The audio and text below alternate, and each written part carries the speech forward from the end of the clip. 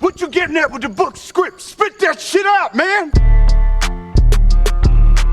Do you want to form an alliance with me? Absolutely, I do. Good. Go outside, nerd. Get out. Go. Oh my God, I did not think he was going to do that. That scared me. That actually scared me a little bit.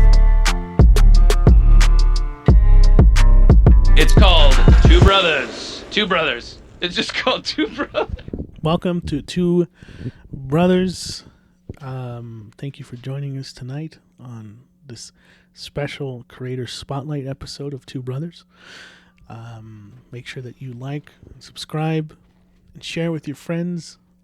We really appreciate all the kind of views that we've been getting lately. We really appreciate it. So go ahead and just, if you want to listen to more of these kinds of episodes, you gotta stay subscribed, stay notified, and follow us on our socials. We're on Instagram and TikTok. And it's called Two Bros with a two. And yeah, thank you all for all the support. You know, we always have to kind of thank everyone who listens to the podcast. You know, and we haven't done a Creator Spotlight probably 2 years. In about 2 years, man. Which is kind of... It's crazy that we haven't done one in a long time. The last one we did was on Scott Snyder, one of our favorite comic book writers of all time. I had the pleasure of meeting him at Denver Comic-Con this year. Mm-hmm. He's such a fucking nice dude. He is. I got him to sign my comic books, Black Mirror. That was the first... My introduction to Scott Snyder, and that was really great to get to meet him. You got to meet him as well. We wanted to meet this next creator at Denver Comic-Con as well. Was he here? It was last year. Oh yeah, he was there. He wasn't there last year. He didn't make it. But nonetheless, hopefully one day we'll meet him. We'll get to see him.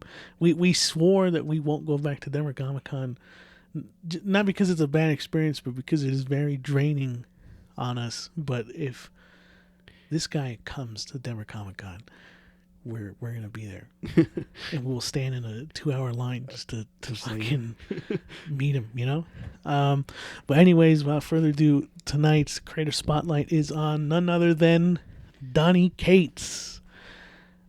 Now, there's probably gonna be a lot of people who don't know who Donny Cates is. Donny Cates, he's a comic book writer primarily for Image and Marvel. Yep. I don't know, has he done anything for DC? No, not yet. Not yet. Mm-hmm. That's right, not yet. But I think Marvel is going to keep him because he's that good of a writer. He is good. And that's what we're going to talk about is everything that he's done, kind of his background, where he came from, how he got his start in comic books. So, you know, there's probably plenty of other podcasts where he's on and he talks about where he started everything. So, you know, don't expect us to... There's no Donny Cates here, okay? It's just me and Edgar on this thing. So, but anyways, God, I kind of lost my train of thought because we're all over the place. I'm excited to see... because you've done your notes. Yes. You know, you've written a lot. You're gonna kind of be leading this one for the first time. How does that feel? I'm kind of scared. You know, no, I'm prepared. I'm ready. This is the first one I'm going to take the helm on this episode. And where should we begin? Oh, hold on there, guy. That's well. I want to say that he has become one of my favorite comic book writers in the last couple years. He's up there next to Scott Snyder, Jason Aaron, James Tynion or Tynion, wherever you want to name. Yeah, there's I call him James Tynion because that's just kind of how. But he's up there. He's like the Rush. What is it called? The Mount Rushmore of the modern comic book writers, you know. I agree. And my God.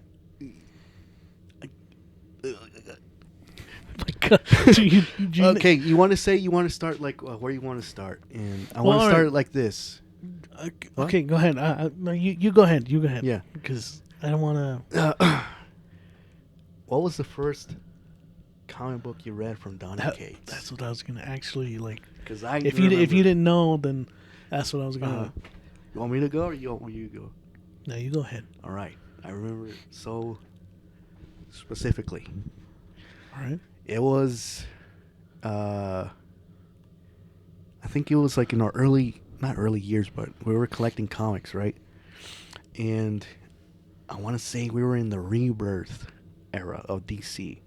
So like 2018, 17? I don't around know. there, around there. Right? In this day, they had a midnight release for these comic books. The big one was Batman issue 50 with Tom King, yeah. where Batman gets married. That was a big fucking deal, right? That was yeah. And other comic books are coming out that day too. So we went that day. We were just, we went there, got our 4th shit. of July, man. It was the 4th of July weekend. Yeah. And you were the one who pointed it out to me. It's like, he's like, is that all you're gonna get? I think we only had a couple comics. So you not want to pick up Constant Ghost Rider? I said, why? First off, the fact that I told you Cosmic Ghost Rider, and you said why? Yeah. That should have been a fucking no-brainer. Well, anyways, go ahead. Well, you were telling me, he's a Punisher. He's the version of the Punisher, and this and that. It's like, okay, I'll give it a shot. We got the comics, went home, and it was actually then there was a day after, and it was actually 4th of July, and I read it, and that really like this shit is fucking good. Yeah. The way it opened and the way it ended, and since that day, and he does this too when he used to write comics, or no, used to read them. I mean, and own a comic book store. It's like, who's this writer? And Donny Cates. Yeah. So, okay, I'm going to keep my eye on this guy. And thank God I did, because since then, I was a fan with Venom, with Crossover, God Country. You started going back after just that. A lot, yeah. You started collecting his older stuff. That's how I became a fan. I think mine's really was with Venom, dude. Venom? I think Venom was my introduction into Donny Cates, and boy, what an introduction, man.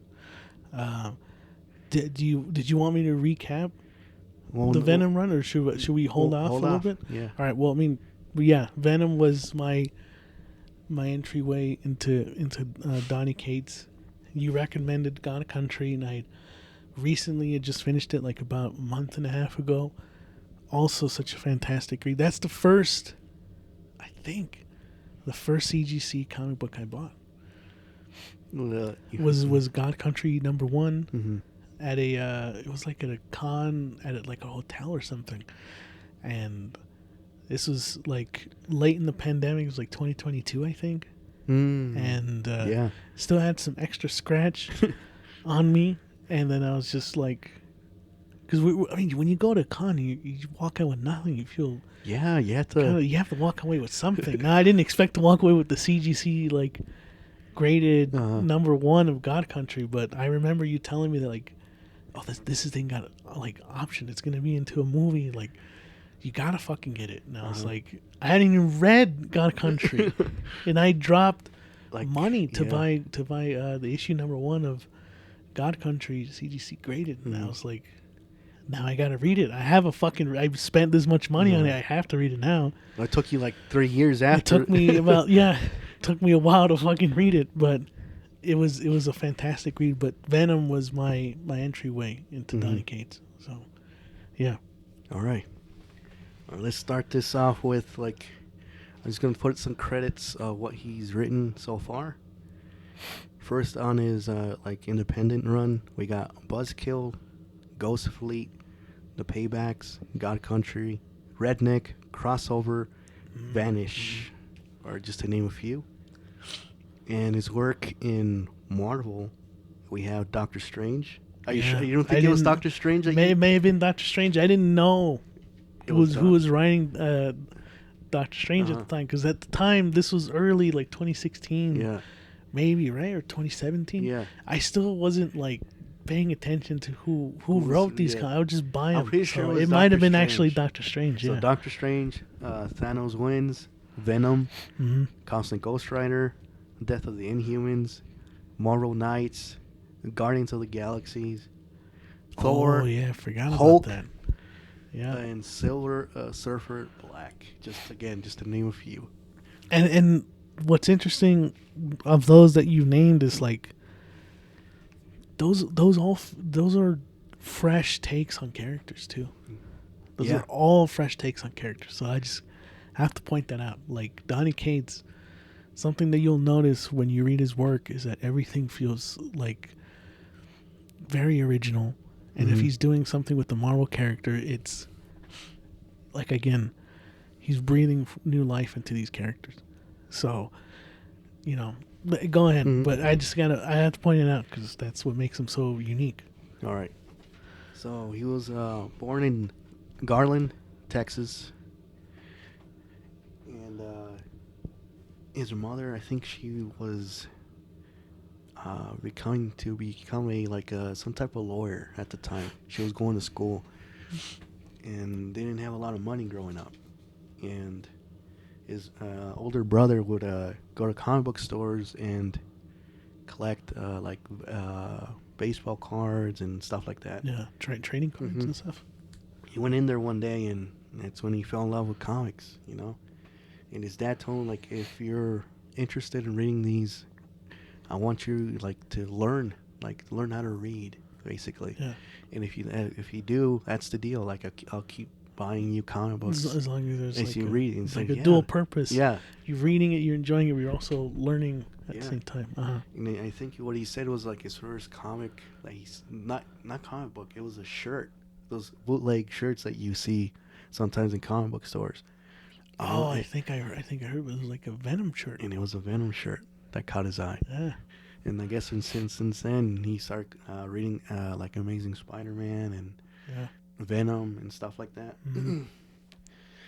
So that's how he got, I don't want to say addicted to him, but, started reading them. I mean, it's a good addiction, right? Right. Comic books is a good. He, once he got hooked Yeah. in them, he would skip school and go to the comic book store and just And it all paid off. Yeah. In the end. But go ahead. and he would just read whatever was on the shelf. He said, like, he wasn't, again, just like us. He didn't know, like, issue 3 was this storyline or whatever. Yeah. He would just pick up a random book and just read. Yeah, that does sound like our early days, Yeah. where we would just pick up. Just a random, like, yeah. oh, look, it's Deadpool. And we just... Yeah, I remember buying Night of the Living Deadpool, issue number 2. Didn't know what issue number 1 was Right. about. And, like, but that was the thrill of it, right? Like, you'd buy issue 3, no context of what the fuck was going on, but that would make you go back Uh-huh. and go into that, as they call it, the C in Mile High comic books over the big one. It's like you go fucking digging through the other issues. So he became, like you said, a Venom fan, right? He would continue reading all his runs that would come out. And I think you know this story. Like, friends would come up to him and like, hey, will you tell us about this character? Yeah. And stuff like that. And one of his friends told him, like, they were talking about Venom one day, and they were like, why does he have that goo, that green ooze? Yeah, what's up with the green goo? Yeah. And he didn't know what it was. And he just on the spot was like, oh, well, when Venom gets, like, shot or some sort of foreign object hits the symbiote or whatever, the symbiote dissolves it, and it comes out of its mouth, and it's green. Mm-hmm. And I remember his words that he said was like he had retroactively made that canon Uh-huh. when he started running Venom. Like that's a so, thing. That's so fucking It's a thing cool, now. right? Yeah, He brought that. that's really cool. Like the fact that he made that a thing. So let's jump, a little bit further. He would, he'd had odd jobs here and there, right? Was this Always Sunny? Yeah. Odd jobs here and there. But then he started running comic book stores around Austin, Texas. He was like a manager, right? He would around Texas, and And that's when he would start, how do you say, giving recommendations to customers that would walk in and stuff like that. And again, that's how he also got into like writers, just like you pointed out. Like he would pick up an issue of Thor, and he's like, "Who the fuck wrote this?" Oh, Jason Aaron.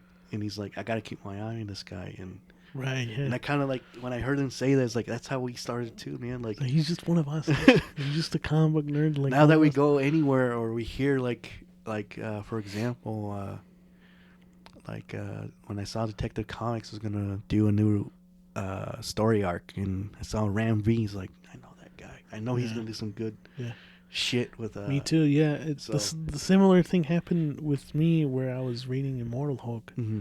I bought issue 1 at Comic-Con, I believe, right? Yeah. And didn't know what to expect. Read it, was enjoying it. It wasn't until issue 2 where I was like, all right, what's the name of this writer? Like, I gotta know so I can remember who this guy is, because I gotta follow this guy, And once I was like, oh, it's Al Ewing, and I was like, all right, let's see what he's up to. Let's see what he's gonna do next. And like, I was keeping my eye on him too. It's cool that Donny Cates would. I don't want to spoil what I was gonna say with Venom, but no, yeah, that's cool. That's cool that he would. I didn't know until you told me. Not like a while ago. They goes, oh yeah, he used to work at comic book shops. I'm like, what? He worked at comic book shops? Like I thought. But that makes sense. Obviously, now looking back, it doesn't make sense. And like he says, like he doesn't need to do research on all these characters. Like when he started working on like Doctor Strange and Venom and like stuff like that, and Thor, because he's been reading comics all his life, Yeah. So he knows everything about each character and stuff. So, and the thing about these comic books is that, like he likes to say, he burned them down to the ground. But that really didn't happen. It's just that the owner of these comic book shops didn't pay, I guess, the rent in time. Yeah. And one of them is one of the stores, some fucking person ran into with this car and like drove the car into the comic shop. And then they never, I guess, fixed it or anything. So, God damn. Maybe Donny Cates attracts bad luck. I don't know. All these stores keep shutting down if he works them in it. Shit. Hold on. I got my notes here, guys. There's a lot to Donny Cates. I know. You look at From your there, notes. like, I guess he had the love of fucking comic books and stuff, right? And he went to school to become a comic book artist at first. Uh-huh. And he said he was kind of, he was decent. He wasn't the best. And then he took some writing classes, and that's where I guess he liked it more than drawing. Mm-hmm. And I think that's where he also met I think Jeff. Oh my god, I can't say his fucking name. Hold on, it's at the end of this comic book right here. Jeff Shaw? There you go, Jeff Shaw. He met him there too. Uh-huh. And that's how he still works with this guy. He did God Country with him. I think he did Buzzkil, stuff like that. They worked together. And they made a connection there.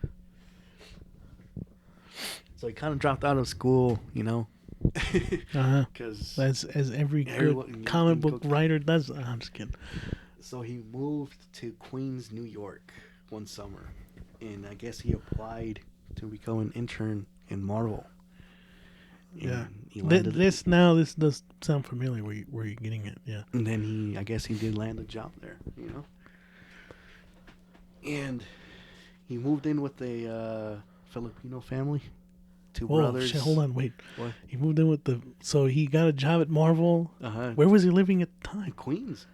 Oh, and then he just moved in with the Filipino family? Yeah. What's the context behind that? Hold on. Well, he said it. Oh, okay. All right. Well, I was getting there until you interrupted. No, you just went from he got a job at Marvel and then hold on, I was going to get there, but okay, yeah. He saw an ad that they were looking for someone, there was an open space, they had a room. He got it there. He paid it like a month's in advance of the rent with the the loan he got from school. Yeah. And so he took care of that. But he said like the brothers and sisters that he stayed with, like, he said they were fucking cool and everything. Mm-hmm. That's why I had to brought it up, because he got along with them. Okay. So he was an intern in Marvel, and he was how do you say worked at the mail. Oh, the mailroom. So he was like Charlie in the Yeah. mail. He was, okay. You know. Uh-huh. Yeah, he would work 60 hours, a week, dude. In the mailroom? Yeah, just helping out, Yeah. doing errands, stuff like that. What interns do, right? Yeah, I mean, that's how you hear about, even with the filmmaking business, is how you get your foot in the door. Mm-hmm. A lot of filmmakers say, you start off, working on the set. Mm-hmm. You as a production assistant, or sometimes you're the fucking gaffer, or sometimes you're the guy who holds the fucking cords and shit. But any way to get into the industry, like, that's how you start. Right. You just have to get your foot in the door. And Donny And- Cates started off as a fucking mailman, or Yeah. whatever, And, sorting mail and shit. people noticed like he was a hard worker throughout the Marvel company. And the cool thing is that once he was working there, like I said, he would help out, stuff like that. And I guess he walked into I don't want to say Bendis, like He just walked into office, his office. or he was like going to one of the he went to he ran into one of the artists that was working at the time, like doing the final concept of the new Spider-Man. Uh-huh. And I forgot who the writer was. It's like, hey, you want to see the new Spider-Man that we're going to introduce pretty soon? Yeah. Saying, sure, yeah. It was Miles. It was Miles. Right? So he got to Okay. see the final That's pretty cool. and stuff like that. How cool is that to work at Marvel Right. and just get a peek behind the scenes at some of the new stuff that they're working on? That's fucking cool. Then once he started working there, he would I forgot how he landed this like a role. He was still an intern in a way, but he also got this as he would write the recaps in the comics. Oh, Like when you open the first previously issue, on like stuff. he Yeah. would do that on some of the issues. I didn't know that was a job you can get. You Well, can just 'cause- be the previously Like he said, he fucking yeah. writer. That's okay. So he had landed that job too. So after I don't know how long he worked there, but he worked for a while. And yeah, I forgot again who the writer. He went to get some drinks with this writer from Marvel, and he was talking to him like, hey, this new position open, and I think it was like another like role in the mailroom, but like I guess he'd be in charge. Moving up in the world now. or something like that, Okay, right? yeah. But this writer's like, what do you want to do though? What do you want to do here in the company? Yeah. And he's like, I want to be a writer. That's what what I want to be. He's like, I want to write comics for a living. Mm-hmm. And this guy told us like, well, don't apply for that. Instead, apply for a writing job. Like, start writing comics. Yeah. So you're not going to go anywhere if you don't start writing it. That's coming from a writer who struggles sometimes to do the thing, to do the actual like process of writing. I mean, that's how you start. You just have to jump head in and just like start writing. So I think during his time there, before he left and went back to Texas, he was writing. Before he went back to Texas, he and his intern started working, doing a comic together, and they're called ash cans. Ash cans. Oh, that's what they're called. I knew it had can in it. I forgot what the other. Ash cans part are of it. basically, like he was saying, is like little mini comic books that you just distribute and Kind cons. of call me like your short film. Yeah, and just give them out. You know? Yeah. That's what he's starting to do. And he would go to cons with this guy and like give out, ash cans to publishing companies like Dark Horse and stuff like that. Whoever would take Valiant them, he said, right? Comics, yeah, all that kind of stuff. And I guess before I can, before he landed that job in Dark Horse, that's how he got the first job there. He was considering like being I guess he was a chef or like working at a restaurant at the time. And he was like, I can see myself working here like for the rest of my fucking life, basically. He kind of enjoyed what he was doing. He said, you know, he was content. But he said it was a blessing in disguise, because the way he says it is that that building got struck by lightning 3 times and it burned down. Again, what is going on? Everywhere he works, man. Okay. And he took it as a sign. He's like, okay, I guess I'm not gonna work here. Jesus. So he, you know, all he again doing odd jobs here and there. Mm-hmm. Like he said, he would work. He said he worked at Best Buy and stuff like that at a certain point, just to feed himself, right? Have money. And it was his friend who'd kind of like opened the door to like for him in a way, because he didn't want to do it. He's like, I'm not gonna like go up to this guy from Dark Horse or whatever. And his friend went up there and gave him his ash can. And they I guess they talked to the head of, I think it was Dark Horse. I think I want to make sure here. Yeah, Dark Horse. And he said, I like what you read. I like what you guys wrote. You know, made in this ash cans. Like, you willing to like work for us? You know, we give you a series you want to work on, we'll do it. You know. Mm-hmm. And he did, and I think he I forgot which one he did first, dude. Oh my god. I want to say it was a Buzzkil, but I'm not sure. I think it was a Buzzkil, yeah. But that story is that his friend, while he was working at, oh no, he did I think it was something called something Hawk in it. I forgot what it was called. Like he started like doing the mini stories, like kind of like Dark Horse Presents in a way. He would do like short stories. Okay. Yeah. And he has a friend who, I guess he was who works for the band Toads, I think. You asked me like I fucking know, but oh yeah. And say, hey man, like you want to come and meet the band? And in what I think the drummer's like, he's into comic books too, and like you can guys, you know, hang out and stuff. I'd say, yeah, sure. So he went to the Toadies concert. He met the drummer there, and they were just talking about comic books here and there, like what they were afraid of, know that. And that's how they worked on Buzzkil. I think the drummer had an idea for a comic book where this character as a superpower is that he gets his superpowers when he's drunk.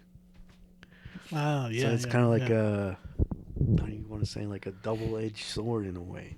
It's Right. it's a good thing and a bad thing, because he has to get drunk to get his powers. So he worked with him doing Buzzkil.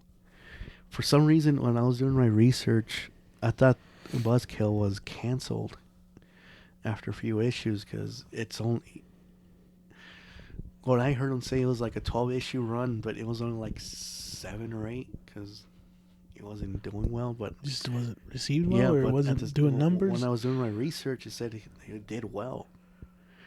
So it was kind of like confusing in a way.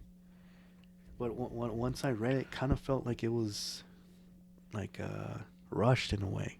And that kind of makes sense, because he said it was canceled after a few issues, right? But yeah. I guess not. Then after the success of Buzzkil, he started working at Ghost Fleet in the Paybacks. Mm-hmm. You know? And those are the ones that didn't do that well. Yeah. They were canceled again, like after a few issues. He was promised, like, let's say 10. He only made it to 5, and so on and so forth. And the one that, I think it was Paybacks.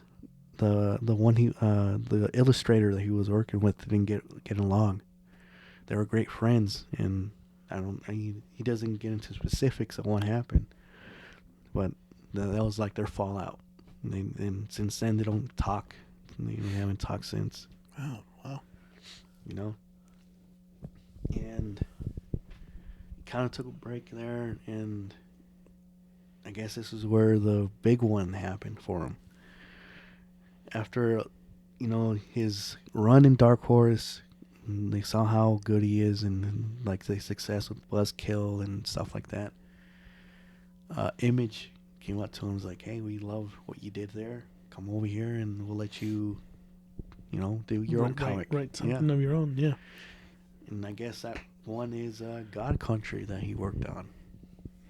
So, look, every writer has that moment, that book, or that script, or that comic that kind of becomes a launch pad for their entire career. And Donny Cates that was God Country for him. It was 6 issues. yes. A 6-issue limited series, a little mini series, and I didn't know what to expect when I started reading it. Mm-hmm. You read the title, something called God Country, and you're just very intrigued by the cover and this guy holding this huge sword. And then I read it, and it was about this old guy who's kind of just losing his mind. He's got Alzheimer's, and he ends up getting this sword called, I just had it. I got it. Valifax or something like that. Fairfax? Well, you gotta hold on there. Okay. It follows Emmett Quillen, an old widower who's suffering from dementia or Alzheimer's. And his son is trying to take care of him, but he's he doesn't know him because he's losing his memory and stuff like that. And there's a storm that comes through the town, a tornado, and just demolishes everything. And through that, everyone survived. The family survived. But out of everything, there's a sword called Vilifax. Okay, that's what it's called, yeah. And Emmett picks it up, and it gives him these powers. He regains his memory, and he knows who he is, and all this stuff, right? And strength and everything, right? And this sword also talks to him. Yeah, yeah. And tells him where he comes from. This sword, And there's this thing coming soon to come collect the sword. Yeah. And that's, I don't know if you want to continue talking about No, it. I mean, just want that's to a leave good. it there. That's a good kind of way to set up the premise of the rest that what happens for that limited series. But it was reading it was that was a good fucking book for sure. And I can see why that ended up kind of just propelling him towards I'm sure what you're gonna talk about next. So, well, his inspiration from this was he's a addict, let's say. Was Yeah. And he was an alcoholic, Yeah. He would drink, and he would drink wine every night, like he would say. Yeah, he said he drank like a Viking. Yeah. Yeah, and it messed up his fucking messed up his whole fucking body, man. Yeah. So he ended up in the hospital with this intense pain. And the doctor diagnosed him. I can't even say, do you know what it is? Because I know I'm going to I know it's pancreatitis. Pancreatitis or something. Pancreatitis or He was something. diagnosed with that. Uh-huh. But the doctor didn't know if it was going to be chronic or acute. acute. Yeah. Yeah. So he had to do some tests, and while the doctor was doing the test, that's when he had a... It's kind of like a coming to Jesus moment, right? He had a fucking moment where he was... Or I got it down because of the way he said it. He said, I touched my own mortality that day, or in that way. Because he didn't know if he was going to suffer from this for the rest of his life or just a couple months. It was kind of scared. It was a scary feeling of not knowing, Well, it's also one of those things where he would... I don't know if you're going to bring it up, where he was just like, if I'm going to live in pain like this for the rest of my life, he had that thought, I might as well just kind of accept it, right? You know what? Or not accept it, but or not just accept it, but also kind of end it. Yeah. Like I don't want to live in pain like this. Like who would, you know? But luckily it was just acute, right? Acute, yeah. But it was still a hell of a next 3 months living with that, and it's like I think when he went home, he got prescribed like some pretty fucking hardcore like medicine to keep him, you know, the pain from fucking getting worse. Mm-hmm. And I think his girlfriend at the time was like telling the doctor like, when am I supposed to give it to him? I was like, whenever he wants, just whenever he needs it. Yeah. And when Basically, I heard that, I was like, oh, God damn, that shit must be really serious if you like take it whenever the fuck you want. I think it was like heroin, kind of like. It was basically, you know, not shit you're not supposed to touch, or you know that you probably don't want in your system for that long. But he needed it, and he said those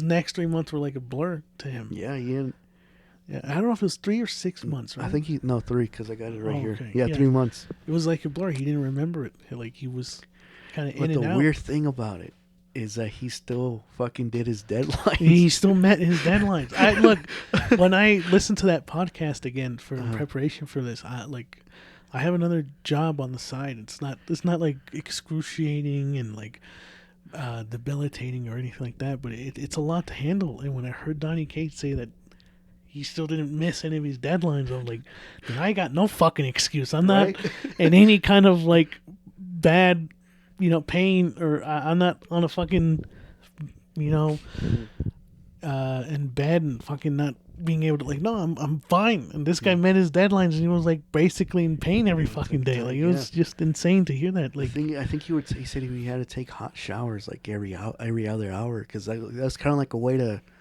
calm his pain without taking the medication in a way, right? Mm-hmm. And he said after he got out of the pancreatitis and all that, said his body he sweats a lot now because of the these chronic pain and like taking the medication and all this shit, right? Yeah. But at the same time, he was saying that his older brother, had a son. Oh yeah, that's right. And that also kind of like helped him write the story of God Country. Mm-hmm, mm-hmm. You know, so there was all these elements to create this. Oh fuck it, I'm gonna say an amazing fucking story that resonated with a lot of people. I don't think anyone would disagree. That's the one that kind of like catapulted his career in the comic history. You know, yeah. So like from there, that's where he started working. I would say in Marvel, you know, and that's when he started working on. I want to say his first writing credit in Marvel was, I want to say Doctor Strange. I'm not sure. That sounds about right. I'm not entirely sure as well, but I think that's what that was like the first big thing he did at Marvel was with Doctor Strange. And I think he was like at a summit or something, like some sort of like conference with a bunch of writers, and they were just talking about what kind of is next on the horizon for Marvel, and they I forgot what he was planning on writing. Well, right? Was at the time, I think he was coming off the run of Doctor Strange, I think, and at Marvel they wanted him to work on a Cable story, like I told you. Oh yeah, that's right. A Cable, time travel yes. Cable story where he's trying to find this murderer, and it turns out to be Carnage. I think that was the story. Which that would have been fucking cool. That would have been. He might get a chance to do it still. Who knows? And they offered him the Iron Fist. Iron Fist. Iron Fist. Yeah. And Shang-Chi, I think, also stuff like that. And I think they also said like Venom's gonna open up too. It's like you want to write Venom? He's like, yeah. Like I want to do that next. Well, hold on. Didn't he write Thanos? Well, yeah. Well, hold on. Well, if you want to go with that route, like Doctor Strange, then he did Thanos Wins. Like you said, it was like his own like what if, like it was just his own like thing. Right. It didn't follow continuity of what happened Okay. before. Yeah. That also fucking did well.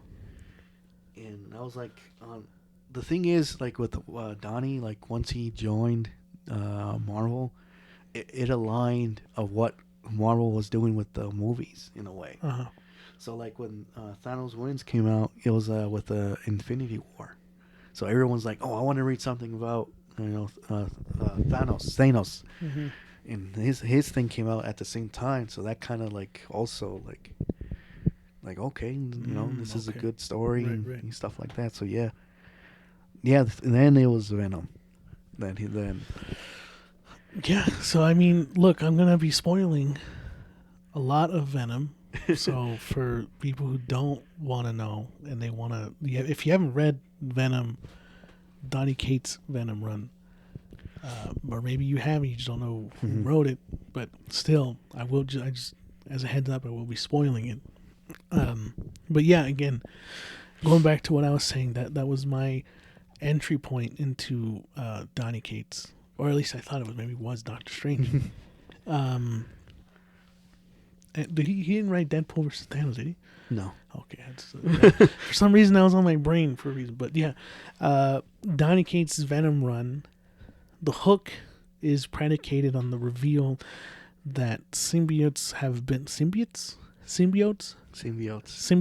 they like to say in the trailer in the movie, have been around way longer than Eddie had originally realized. The Venom symbiote has been unstable and is like having a mind of its own when we first start reading it. This is like issue 1.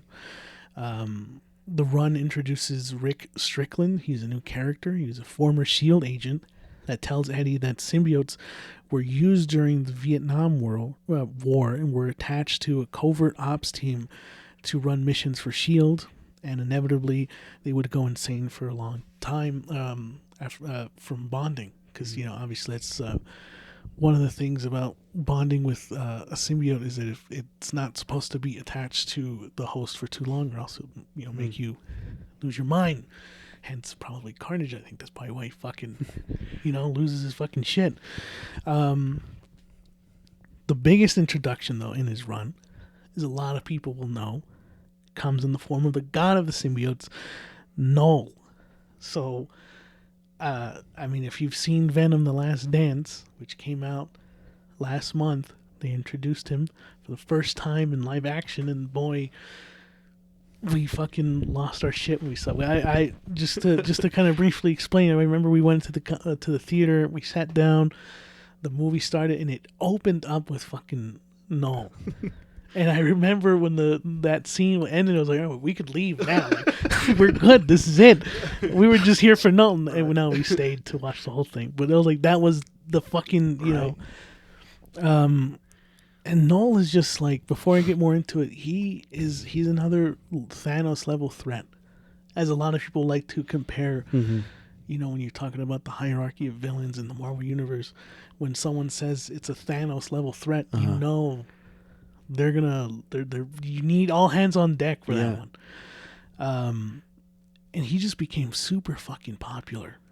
And when Null was introduced, everybody was just like, the fuck is this guy? We want to know more. This guy's very interesting, and like he looks fucking, his design looks fucking metal and sick. The cool thing about it is that when people would ask like, how'd you get the inspiration and all this about Null, he takes it to fucking a run from Thor with Jason Aaron. Oh, no. Hold on now, bro. Before you get into it, like you tell me, I'm about to bring that up. Okay, hold on. Before you go, just a quick trivia. When Null came out, right, and they saw who he is and his name, in Sweden and Norway, Null means fuck. Over there. So his name is Fuck. So Venom introduced Fuck, which is like the god of the symbiotes, dude. And Null is this primordial ancient being that had existed basically since the beginning of time. since the beginning of the universe. And Null managed to even fight against Celestials, dude. He went up against Celestials, inevitably creating the all-black Necro Sword, slaying gods with it until it landed in the hands of Gore, the God Butcher. Yes. And look, I'm oversimplifying these things, but if you read it, maybe if you don't want to read it, then definitely there's some great YouTube videos that like break down the whole fucking run. Get your popcorn, get your snacks. That's just like 3 hours long or whatever. But this all ties in with other writers' work, like Jason Aaron and Brian Michael Bendis, writers that he looked up to. What? Do you have which run from Brian? Oh, it's Thor with Jason Aaron, Yeah. I believe, and then with Brian Michael Bendis, I think it was his Venom, I think, He did or Venom? some other character. I Okay. can't remember off the top of my head. I don't want to Okay. but but what Null realized after losing the Necro Sword is that he can bond his life essence to other beings, essentially creating the hive mind, creating the first symbiote. And Null is back in this issue, in this current run, whatever, with this first issue, and has restored his connection with the hive mind. And his goal is to return to Earth and basically just fucking destroy it. Yeah. So that's kind of like the setup for what will continue for how, like, of the 30 issues that fucking Donny Cates had created and had written. And, they introduced his son, Dylan, and that was a fucking treat to read. And this all culminated with... Well, hold on. Well, obviously, we got Venom to see. You got more abilities. He got fucking wings. The whole green thing coming out of his mouth. Like Donny Cates just... I know it's a Todd McFarlane creation, right? It's his thing. Yeah. But I feel like Donny Cates is his baby, dude. Like Venom is How you want his to character. You know how to want to like put it. It's kind of the way how Johnny Cash did Hurt. Yeah, that's a good one. Yeah, Trent he wrote it, he made it, it's his thing.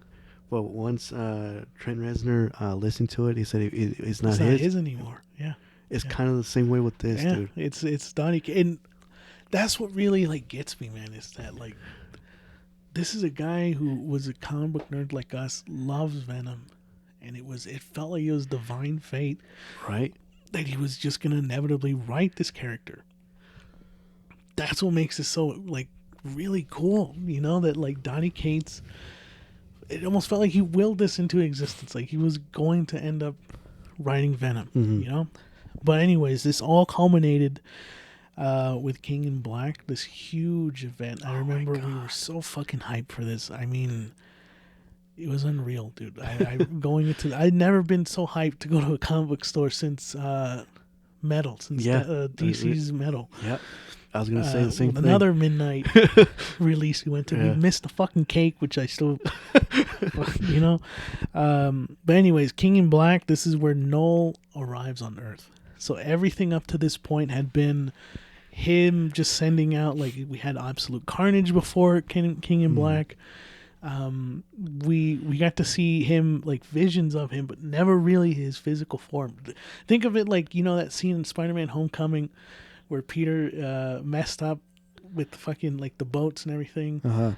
And Tony Stark comes to save the day, or Iron Man, and then Peter's like, if you really cared, you'd be here. And then, like, he's actually in the fucking suit. Yeah. This is what happens. Like, people were like, oh shit, Null is actually fucking here. Like, this is him. And Donny Cates had done such a fucking masterful job at building this character. It almost reminds me of, like, Sephiroth of, like, Final Fantasy VII. Like, you hear about him, and you get to see some, like, what he, what he's done and shit like that. But this is him. Now you're fucking dealing with Null. Okay? This requires the power of every fucking superhero to face Null. And what I find really cool is that, like, it starts off with Eddie being like, it's time.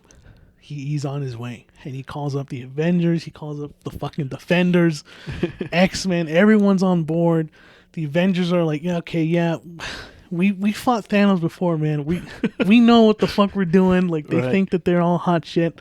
That's what I fucking love about like events like these is where the heroes feel like they're like tough. They're lulled into this sense of like, oh, we got this. We know what we're doing.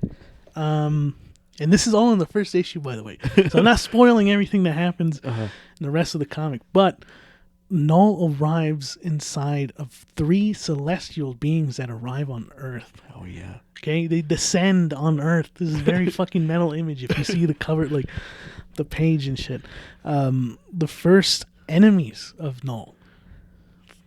How about that, right? Like, the Celestials, the first beings that he ever fought, that's how he's coming down to Earth. Like, before he even arrives on Earth, he sends a message to everyone being like, yeah, those motherfuckers, those people that I had a fucking, that I squabbled up with. Yeah. Yeah, no. I'm arriving in those motherfuckers. Like, they're coming in with, you know? God, I'm getting hyped already. No, I'm hyped right now. I'll tell you in a second. This is where it gets really cool. And this is in the first issue. So, spoilers.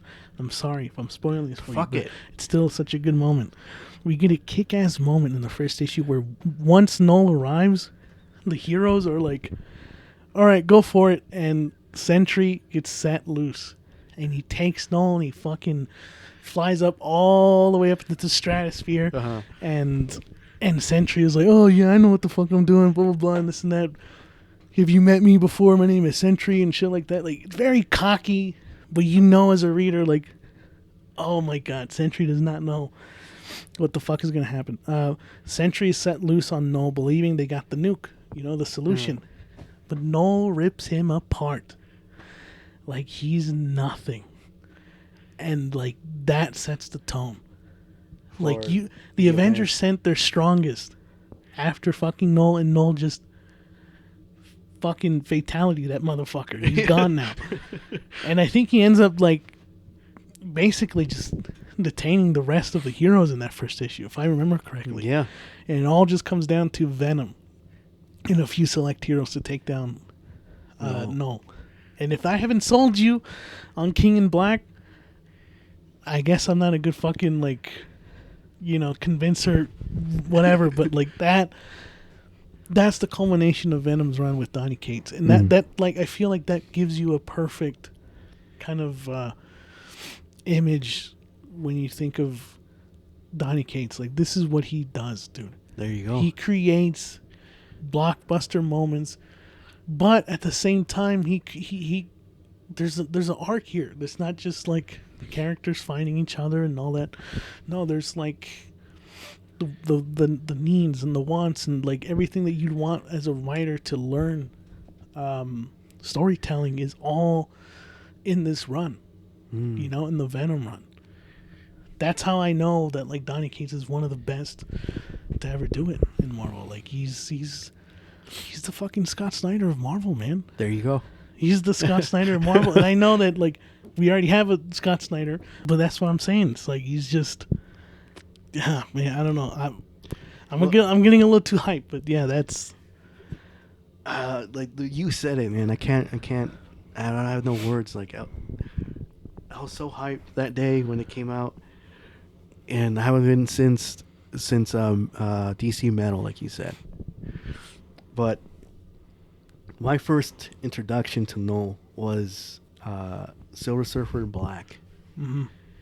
When I picked that first issue up, it's like a fucking Silver Surfer tells his story, kind of like Null tells his story, like his origin story, right? Mm-hmm. And he was talking. He's the same way how you described it, like the beginning, and there was this and all that. In the crap, beginning, right? like, he fucking. And the cool thing about it, towards the end, there's this panel where Null has Silver Surfer by the neck, I think, and that's how it ends. And that's how my introduction of fucking Null was. Right. And that was so fucking cool, dude. And I think after I read that, I said, "Who the hell is Null?" Yeah. And you told me because he's a Venom. Yeah, and you're like, "Oh my god!" Since then, I fell in love with the villain Null. Go ahead, sorry. No, like that. That's who Donny is, man. Like I just brought it up in the beginning of the podcast. Like these characters that he wrote, like he added a whole new spin to these characters. Doctor Strange, another one of those characters. You know, you just mentioned like the Silver Surfer, Guardians of the Galaxy, which I'd completely forgotten about. He gave it a new fucking spin. He did. He's his own take, and I'm not gonna be able to kind of cite this verbatim, but I remember listening to one of the newsletters of Scott Snyder and talking about, you know, breathing fresh life into comic books again, and like Donny Cates was just like, you just fucking burn it all and you build it back up. You just fucking go for it, man. Like whatever idea you have, just do it, and that's how you create those moments that readers go out to comic book shops to go pick up these books off the shelves, you know?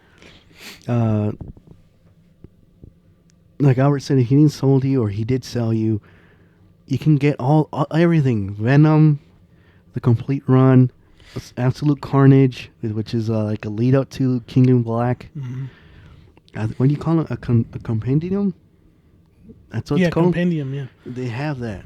If you want to get the whole thing, man. The whole run with Venom, Null, everything. Yeah, it's the holidays. People like, oh. And it's a good thing that we're still talking about Venom here, because lately, like I said, dude, I didn't think we were going to get Null this quick in the fucking big screen, okay? Yeah. So like I was blown away. I thought I was going to be in my 50s when I get to see Null. How crazy is that? That, like, I don't think that's happened to any writer that I know of, where it's like their creation makes it to the big screen that quickly. And another thing, too, Spider-Man 2 on the video game. Yes. We get to see my God, also his work in Spider-Man.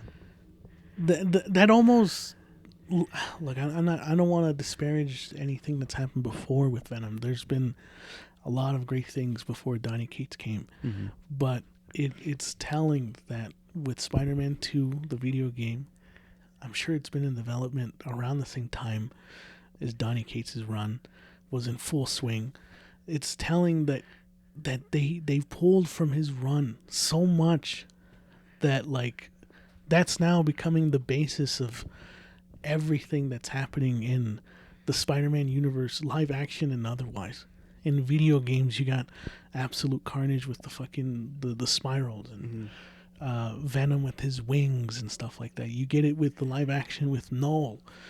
It's like Donny Cates created something here that's like once in a lifetime, man. It's almost like an Infinity Gauntlet level of, like, you know, eventually if it's not going to get us proper justice with Null live action, which I'm hoping it does, but if it doesn't, there will be a time where we will get to see this story put out, and it's going to be another moment like Endgame and Infinity War in whatever form it takes. And that's just like all credit to Donny, dude. And Ryan Stegman.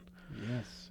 Like his art is just as iconic as Donny Cates' writing. If it weren't for those two, that yin and yang, that dynamic that they created, like when you see Null on live action, like in Last Dance, that's fucking Stegman right there, man. Like that's his work is alongside Donny Cates. They're immortalized in my eyes. Like whatever they do now, it's like they did it. They can just walk to the finish line. I see them as because they kept working together. They did Vanish together too, but I see them like kind of like with Scott Snyder and Greg Capullo. You can't see like the New 52 run without them, with Greg Capullo's artwork, with Scott Snyder's writing. You know, they just, like you said, they work together. You know. Yeah. And when you told me about the Spider-Man video game having inspiration and influence of Donny Cates' work, I was like, really? Yeah. And then he told me when he gets the fucking wings, dude. That just, come on. And it's the image, man. It's the image from the fucking comic book. Yeah. And I know that he has kind of, I wouldn't say don't want to put words in his mouth and say that he's advocated for, getting his work recognized. I'm sure that he's had talks with Sony and all this stuff and whatever, but I just want to reiterate, like, there's people behind these works. When you go to a movie theater and you're watching, and when you watched Endgame or Infinity War, like, these are real writers and artists who brought these things to life, these characters to life. And Donny Cates is no exception, man. Like, his work being seen in Spider-Man 2, and I'm sure there's players who play the game and they're like, oh, fucking Donnie's work is being put up on here. Like, it's awesome. But I wish more people knew about the writers and the artists who worked to create these iconic images that you see in video games. Like, when you eventually see fucking Nolan Fortnite, just know that it's fucking Donnie and Ryan that created that. Like, at least that's how I see it. No, yeah, you're right. No. Like, that makes me feel happy for them, that they finally got their work recognized in that way.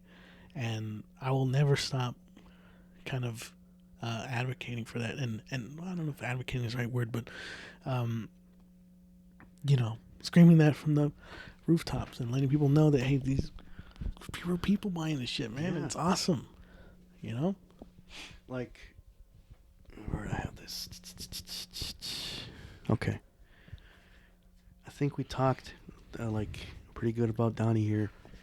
And I'm going to get to the part where, these last couple of years, what he's been up to, right?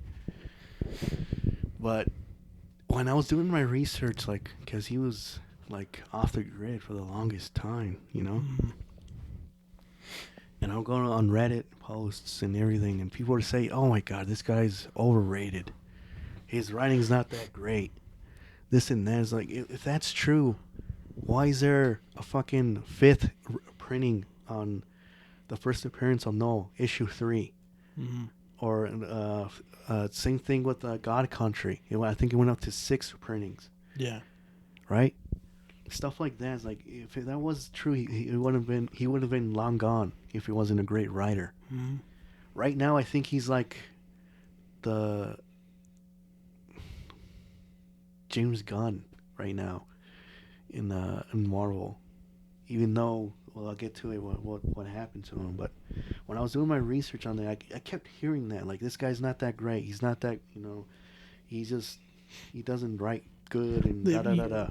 Yeah, and you hear that from a lot of writers, I feel like. Yeah. Here's a story. If that was true, this story would have never happened either, in the way he pitched it to in front of, like, the greatest writers of all time, too, like Dan Slott, Jason Aaron, everyone that was there, okay? They were at this retreat with Marvel, with all these writers, and I guess they all come together and see what's going to happen in the next few years in comics.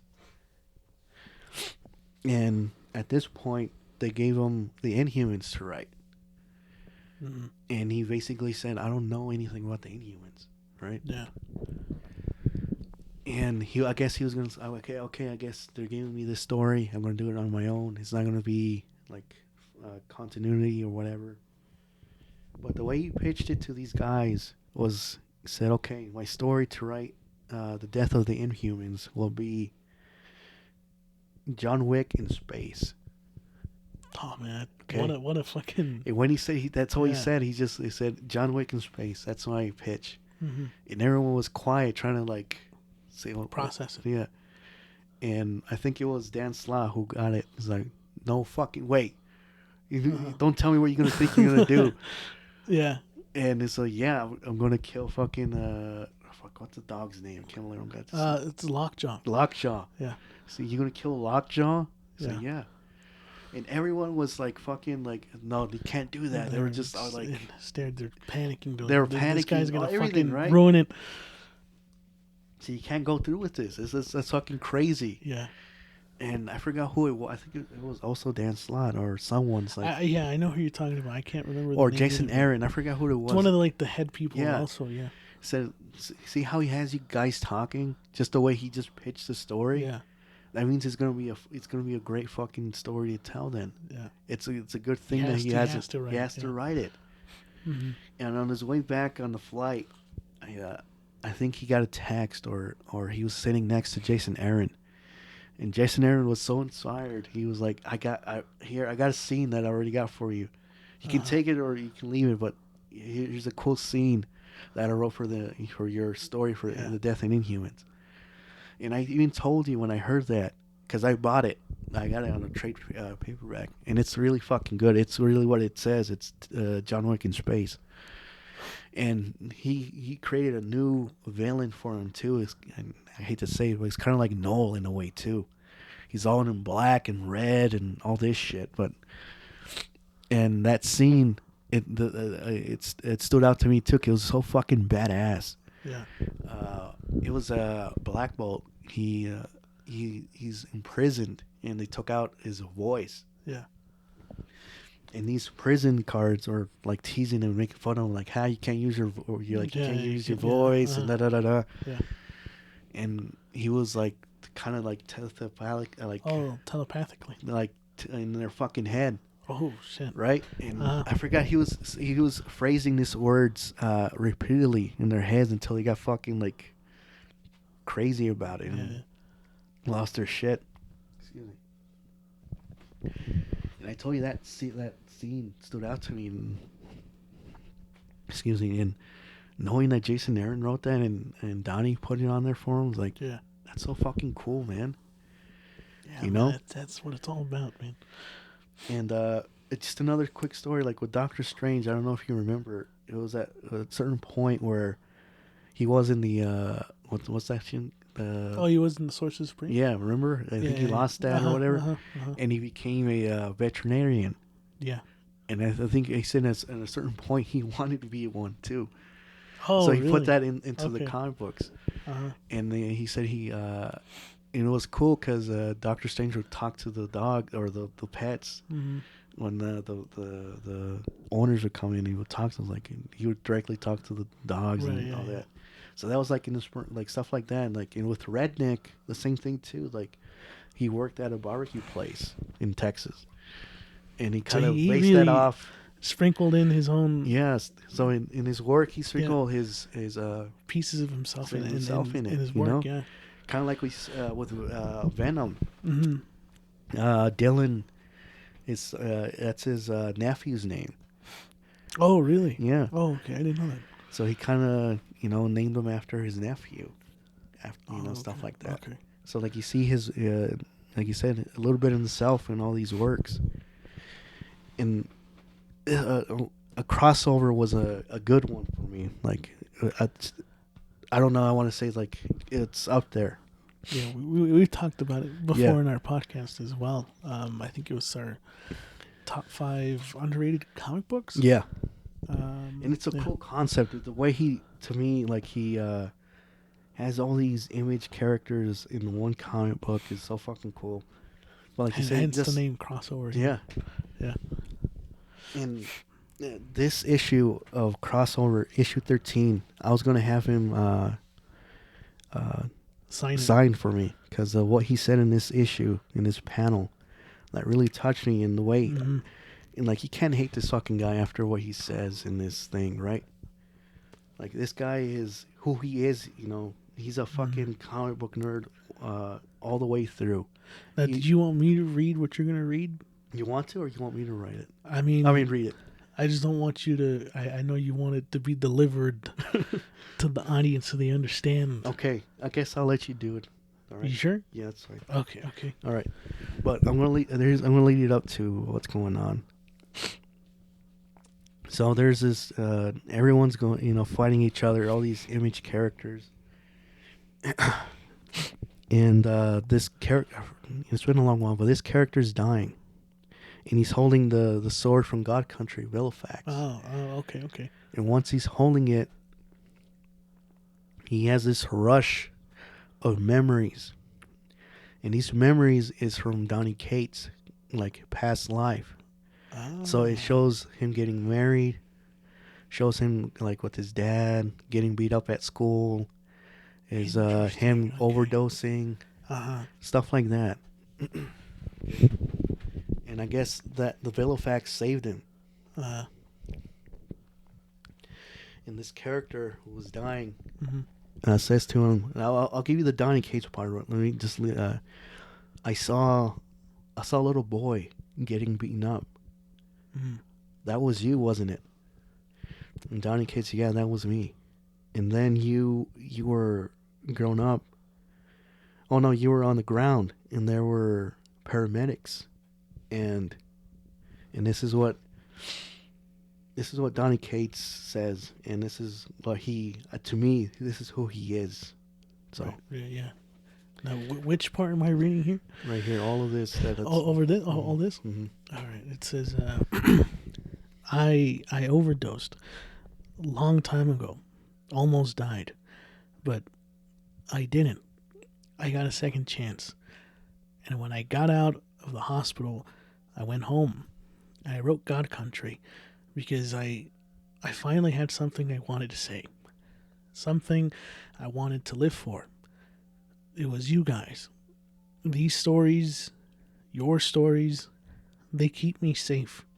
Like, if I can just take care of you, make you something special, and then give you to the world, then maybe I'll have earned that second chance.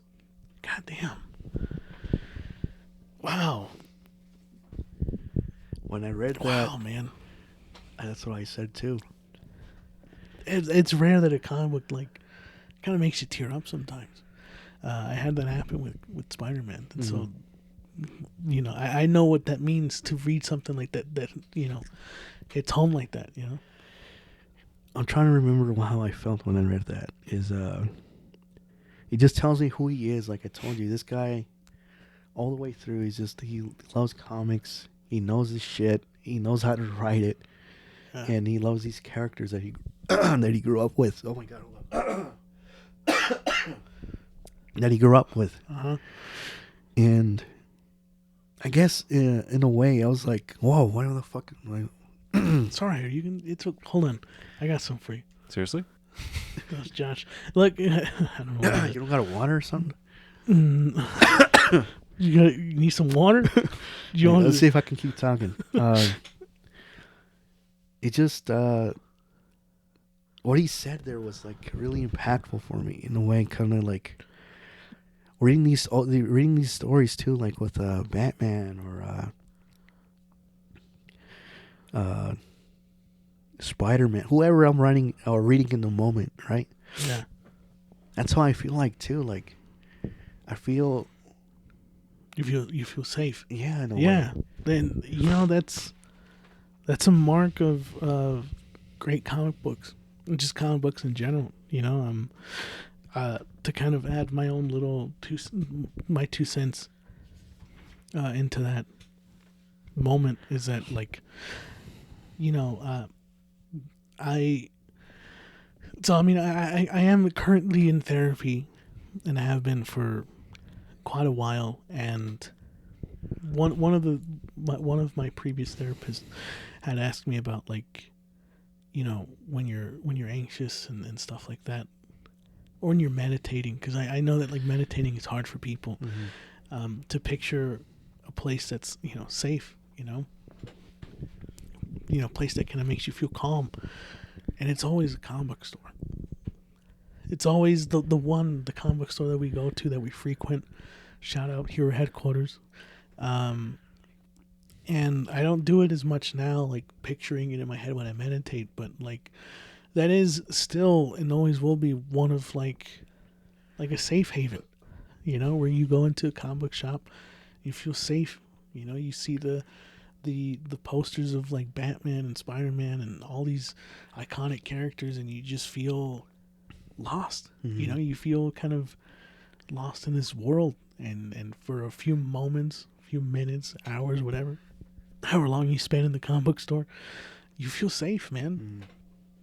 And coming from someone who wants to write comic books also, like, I can see that weight, that responsibility of wanting to write these characters and feeling like a piece of ownership with them, you know?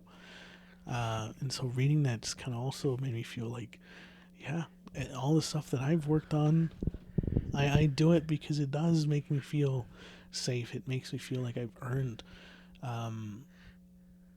that feeling of like I am a writer. That's why I had Scott Snyder write that on my comic book.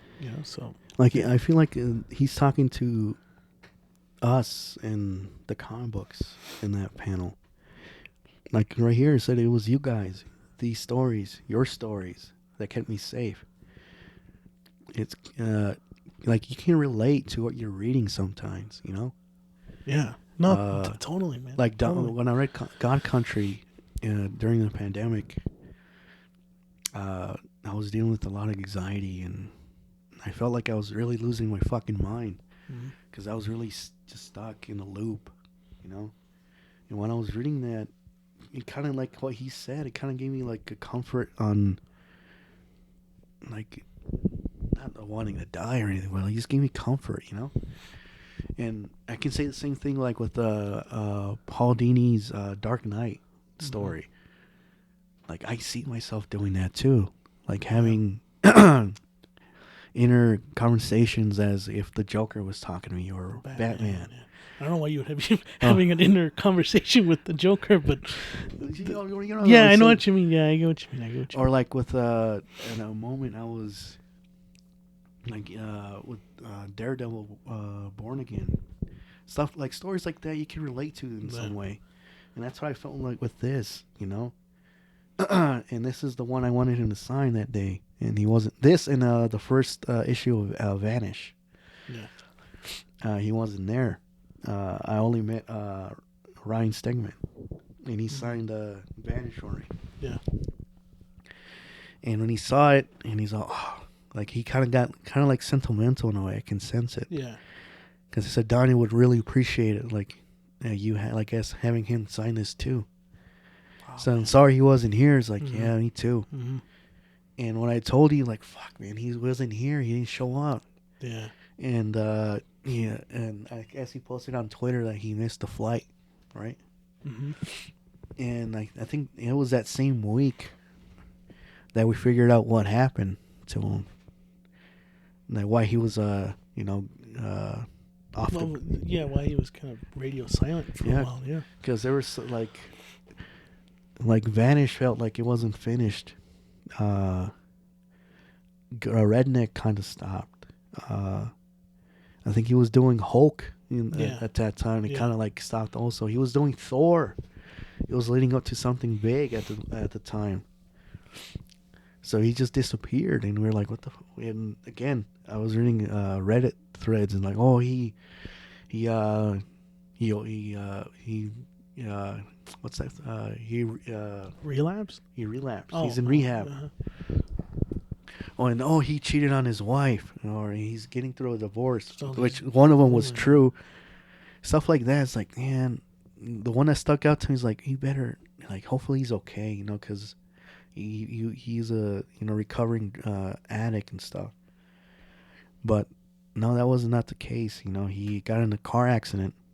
And he was on his way to the airport, and I guess someone from the back hit him, and like he flew through the front of the car. And no, you're making it sound like we just want to, he's alive. Well, yeah, I'm leaving.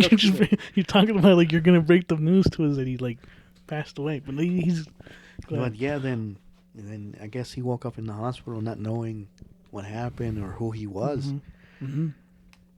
His girlfriend at the time had to tell him like what happened, who he is, and stuff like that. Yeah. And hearing that story, like he's kind of rediscovering himself. He read God Country like all over again. Yeah.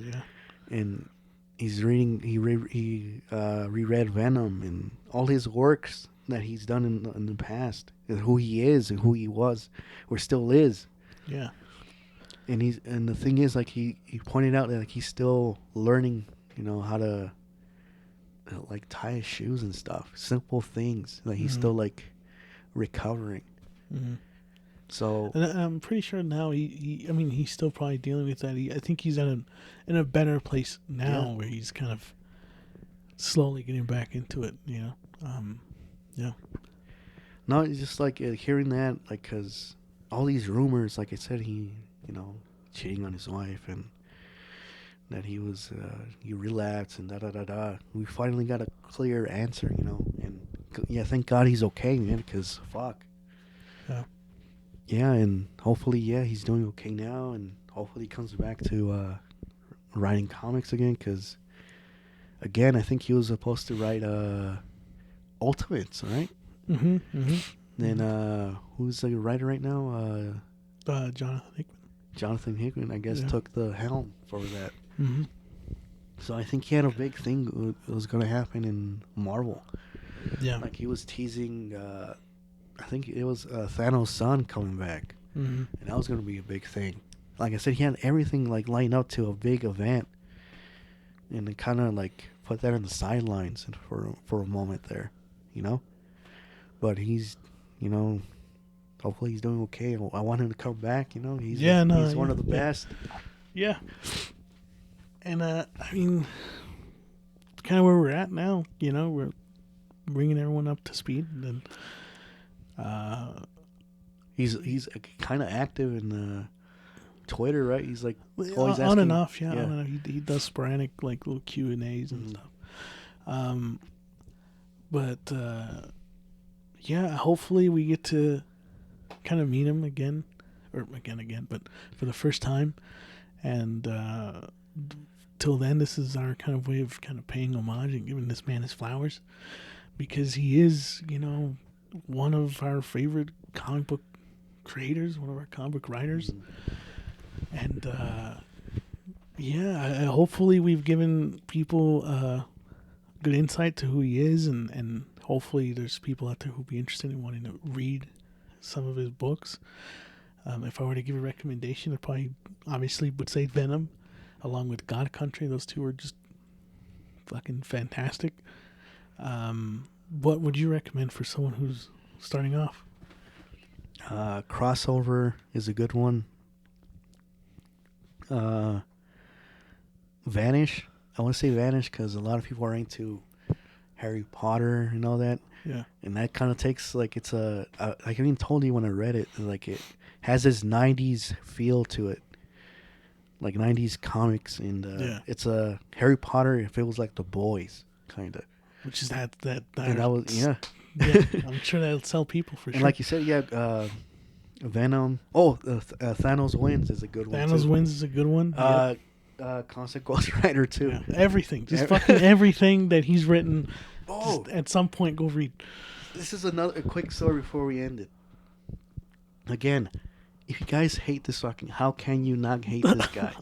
How can you not hate this guy? Or how can you not like this guy? No, there you go. Yeah. Sorry. He met Keanu Reeves. Okay. Oh yeah, yeah. He had a conversation with him for 2 hours. Okay. Mm-hmm. And Keanu had all his works, dude, in trade.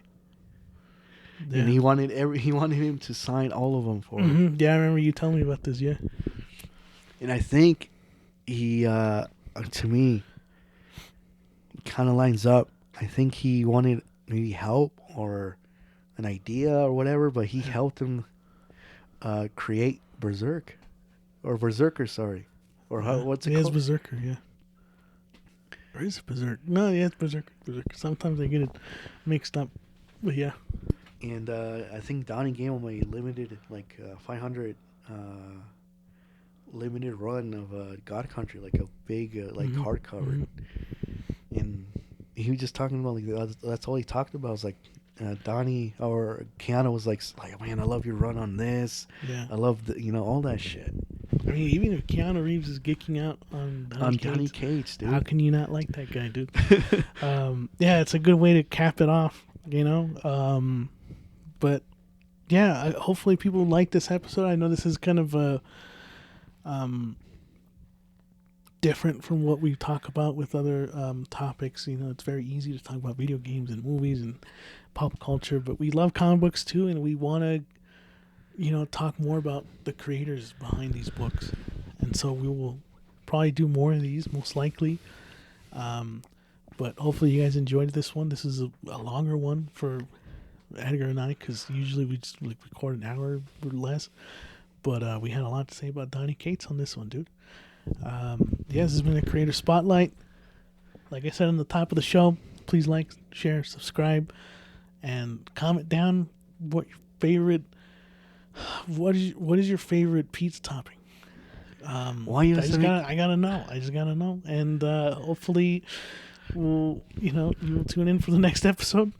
And this has been The Two Two Brothers. Brothers. And Josh, do you have anything else to say? No. Is this like football? No, it's not football, dude.